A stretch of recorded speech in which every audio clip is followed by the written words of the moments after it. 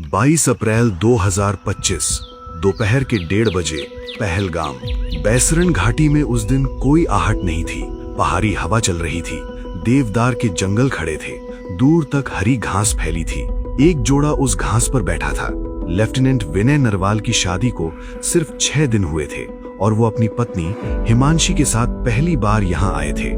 वो दोनों बस बैठे थे, कुछ बोल नहीं रहे थे, जैसे उस वक्त कुछ बोलने की जरूरत ही नहीं थी। तभी जंगल से 5 साए निकले, हाथों में बंदूकें और एक सवाल, तो हिंदू है या मुसलमान? विनय ने जवाब दिया। गोली चली। हिमांशी अपने पति की छाती पर झुक गई, उसी घास पर, उन्हीं पहाड़ों के सामने। ये तस्वीर पूरे भारत ने देखी, लेकिन ये तस्वीर एक और जगह भी पहुंची। दिल्ली के एक बंद कमरे में एक आदमी ये तस्वीर देख रहा था। उन्होंने तस्वीर रखी, फाइल खोली और कुछ तय किया। उनका नाम था अजीत डोभाल, और जो उन्होंने तय किया वो पाकिस्तान में अगले 15 दिन में महसूस किया। पहलगाम का बैसरण, लोग इसे मिनी स्विट्जरलैंड कहते हैं। बर्फ से ढकी चोटियां, देवदार के लंबे लंबे पेड़ और नीचे एक खुली घाटी जहां उस दिन सैकड़ों लोग थे। कोई परिवार के साथ आया था, कोई अभी अभी ब्याहा था, कोई बच्चों को पहली बार पहाड़ दिखाने लाया था। वहां एक अलग ही किस्म की शांति थी। दोपहर के 1:30 बजे जंगल से 5 से 6 आतंकी निकले, सेना जैसी वर्दी, हाथों में AK-47 और M4 कार्बाइन, और उन्होंने वो खेल शुरू किया जो इंसान के लिए सोचना भी मुश्किल है। उन्होंने वहां मौजूद हर मर्द से धर्म पूछा। जिसने कहा हिंदू, उसे गोली मार दी। जो कलमा नहीं पढ़ पाया वो भी मारा गया। शुभम द्विवेदी ने बस इतना कहा, हिंदू हूं, और वहीं गिर गए। पल्लवी के पति मंजुनाथ को जब गोली लगी तो पल्लवी रोते हुए बोली, मुझे भी मार दो, मैं अब जी कर क्या करूंगी। एक आतंकी हंसते हुए बोला, जा, मोदी को जाकर बता देना। उसी भीड़ में एक घोड़े वाला था, आदिल हुसैन। आदिल मुसलमान था। जब एक आतंकी ने एक हिंदू सैलानी पर निशाना साधा, आदिल उनके आगे आ गया।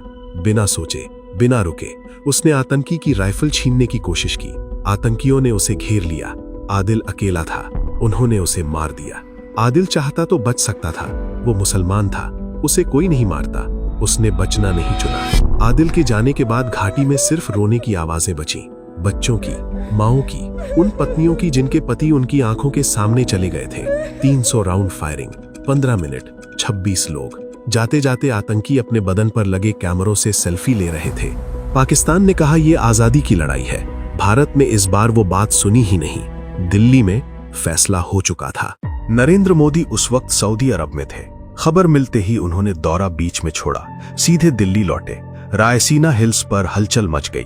अगले दिन एक सार्वजनिक मंच से बिना कोई कागज देखे मोदी ने कहा, जो इस हमले के जिम्मेदार हैं उन्हें उनकी सोच से भी बड़ी सजा मिलेगी। ये भाषण नहीं था, ये ऑर्डर था, सिर्फ शब्दों में लपेटा हुआ। भारत में पहले कूटनीतिक वार किए, सिंधु जल संधि रोकी। पाकिस्तान की 80% खेती इन्हीं नदियों पर टिकी है। भारत के पास अब अधिकार था, जब चाहे पानी रोके, जब चाहे छोड़े। अटारी बॉर्डर बंद हुआ, वीजा रद्द हुए, OTT से पाकिस्तानी फिल्में और गाने हटे। पाकिस्तान हर तरफ से अलग थलग हो रहा था, लेकिन ये सब असली वार की तैयारी थी। 29 अप्रैल, दक्षिण ब्लॉक का सबसे बंद कमरा, मोदी, तीनों सेना प्रमुख और अजीत डोभाल। मोदी ने थोड़ा रुककर सधी हुई आवाज में कहा, सेनाएं जो जरूरी समझे, पूरी छूट है। कमरे में चुप्पी थी, लेकिन उस चुप्पी के पीछे डोभाल के दिमाग में एक पुरानी रात चल रही थी। 1999, कंधार, अफगानिस्तान, IC-814 हाईजैक हुआ था। 7 दिन, 176 जिंदगियां और एक मांग, मसूद अजहर को छोड़ो। उस रात मसूद को छोड़ना पड़ा था। डोभाल वहां थे। उन्होंने वो पल देखा था जब भारत के हाथ बंधे थे। उस रात उन्होंने खुद से एक बात कही, भारत दोबारा इतना बेबस नहीं होगा। 25 साल बाद वो वक्त आ गया था। रॉ और NTRO जुट गए। पाकिस्तान और POK में हर कैंप, हर रेडियो सिग्नल, हर हरकत रियल टाइम ट्रैक होने लगी। सैटेलाइट इमेज, ड्रोन सर्विलेंस, जमीन पर मौजूद एजेंट। 21 आतंकी अड्डे चिन्हित हुए। डोभाल ने उन 21 में से 9 चुने, वही 9 जहां से पुलवामा की साजिश रची गई थी, जहां से 26/11 हुआ था, जहां से पहलगाम के हत्यारे तैयार हुए थे। हर टारगेट की 24 घंटे निगरानी शुरू हुई। 5 मई तक पूरा प्लान तैयार था, लेकिन एक काम और बाकी था। पाकिस्तान को गलत दिशा में देखना था। 6 मई को भारत ने 244 शहरों में मॉक ड्रिल का ऐलान किया। पाकिस्तान ने समझा भारत उत्तर की तरफ से हमला करेगा। उनकी सेना उत्तर की तरफ देखती रही और उसी रात तंजावुर एयरबेस पर एक स्क्वाड्रन चुपचाप तैयार हो रहा था। दुश्मन की नजरें उत्तर में थीं, हमला दक्षिण से आने वाला था। 7 मई 2025 रात के 1:05 दिल्ली का war room. Ajit Doval screen के सामने बैठे थे। कमरे में और भी लोग थे, लेकिन उस वक्त हर किसी की नजर सिर्फ उन स्क्रीन पर थी। मोदी पूरी रात उनसे संपर्क में थे, हर अपडेट ले रहे थे। आसमान में भारतीय जेट उड़ रहे थे। पहला निशाना था मुजफ्फराबाद का सवाई नाला कैंप, वही कैंप जहां पहलगाम के हत्यारे तैयार हुए थे। सर्विलेंस ड्रोन से ग्रीन सिग्नल आया, मिसाइल गिरी, इमारत आग में बदल गई, धुआं उठा और वॉर रूम में एक पल के लिए कोई कुछ नहीं बोला। डोभाल ने स्क्रीन देखा, आंखें नहीं झपकाईं। पहला गया, फिर अगला निशाना सैयदना बिलाल कैंप, जहां जैश नए आतंकी तैयार करता था। मिसाइल गिरी, गया। वॉर रूम में कोई जश्न नहीं था, बस अगला टारगेट गुलपुर कैंप, जहां से 2023 और 2024 में तीर्थ यात्रियों पर हमले हुए थे। गया। बरनाला कैंप, जहां फर्जी आईडी बनाना और जंगल में छिपना सिखाया जाता था। गया। अब्बास कैंप, जहां फिदाइन तैयार होते थे। गया। पीओके के 5 अड्डे, एक के बाद एक खत। डोभाल हर बार स्क्रीन देखते और हर बार वो 1999 वाली रात थोड़ी और पीछे जाती थी। फिर भारत ने वो किया जो पहले कभी नहीं किया था, इंटरनेशनल बॉर्डर पार किया, खुलकर, बिना माफी मांगे। सियालकोट में जैश का सर्जल कैंप। गया। वही कैंप जहां मार्च 2025 में 4 भारतीय सैनिकों को मारने वाले आतंकी तैयार हुए थे। मुरीदिके में लश्कर का मरकज़े तैयबा। गया। वही जगह जहां 2008 के मुंबई हमले के लिए कसाब को ट्रेनिंग दी गई थी। और सबसे आखिर में बहावलपुर, बॉर्डर से 100 किलोमीटर अंदर, जैश ए मोहम्मद का हेडक्वार्टर, मरकज़े सुभान अल्लाह, जहां से 2001 का संसद हमला हुआ था, जहां से पुलवामा की साजिश रची गई थी, जहां मसूद अजहर पला था। एक मिसाइल गिरी और वो अड्डा जमीन पर आ गया। डोभाल ने स्क्रीन देखा, लंबी सांस ली। 1999 में कांधार में जब मसूद को छोड़ना पड़ा था, उस रात उन्होंने खुद से एक वादा किया था। आज वो वादा पूरा हुआ।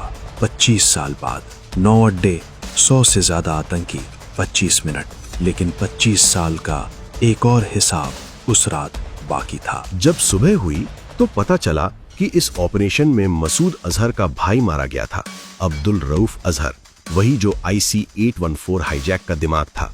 मसूद के 2 साले मारे गए, जैश के सीनियर कमांडर, कुल 10 रिश्तेदार एक ही रात में।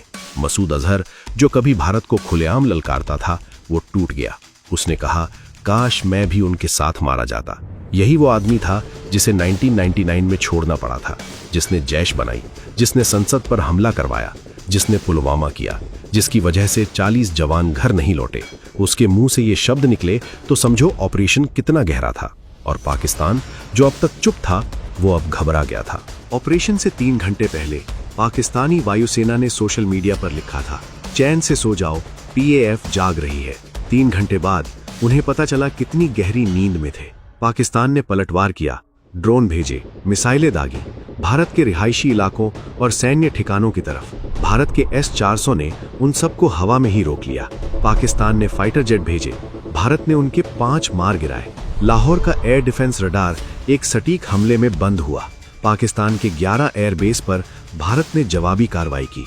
10 मई की शाम पाकिस्तान के DGMO ने भारतीय DGMO को हॉटलाइन पर फोन किया। उनकी आवाज में वो अकड़ नहीं थी। Cease fire. भारत ने शर्तें रखी, पाकिस्तान ने मानी, और उस सीज फायर के कुछ घंटे बाद भारत ने पाकिस्तान को एक और जवाब दिया, इस बार बिना किसी मिसाइल के। ऑपरेशन सिंदूर की सफलता के कुछ घंटों बाद दिल्ली में एक प्रेस कॉन्फ्रेंस हुई। मंच पर 2 अफसर खड़ी थीं, कर्नल सोफिया कुरैशी, भारतीय सेना, मुसलमान, विंग कमांडर व्योमिका सिंह, भारतीय वायुसेना, हिंदू, दोनों एक साथ एक मंच पर। पहलगाम में आतंकियों ने धर्म पूछ कर मारा था। उन्होंने सोचा था ये देश टूट जाएगा। भारत ने जवाब दिया इस तस्वीर से। दोनों अफसरों ने वीडियो सबूत के साथ दुनिया को बताया, 9 अड्डे, 9 हमले, सटीक, कोई नागरिक नुकसान नहीं, सिर्फ वही जो तय था। दुनिया ने देखा और पाकिस्तान के पास कहने के लिए कुछ नहीं था। बाद में मोदी ने देश से कहा, हमारी बहनों का सिंदूर उजाड़ा गया था, हमने आतंक के अड्डे उजाड़ दिए। वो तस्वीर जिससे ये कहानी शुरू हुई। हिमांशी उसी घास पर अपने पति के पास। विनय नरवाल उस दिन चले गए। शादी के 6 दिन बाद हिमांशी के माथे का सिंदूर उस दिन उजड़ा था। भारत ने उस हिसाब को बहावलपुर की राख में चुकाया। लेकिन एक सवाल बाकी है। पाकिस्तान की उस जमीन पर आज भी वो लोग हैं जो नए अड्डे बना सकते हैं, नए नाम, नई साजिशें। ऑपरेशन सिंदूर ने उन्हें रोका, लेकिन उस सोच का क्या जो उन अड्डों को बनाती है? वो सोच अभी जिंदा है। अगर ऑपरेशन सिंदूर की ये कहानी आपको पसंद आई तो चैनल सब्सक्राइब करें और इस वीडियो को लाइक करें। और जो डोभाल साहब आपने आज देखे वो 1999 में एक हाईजैक्ड प्लेन के सामने खड़े होकर बने थे, कंधार में, जब भारत के हाथ बंधी थे और मसूद अजहर को छोड़ना पड़ा था। वो पूरी कहानी स्क्रीन पर क्लिक करके देखें।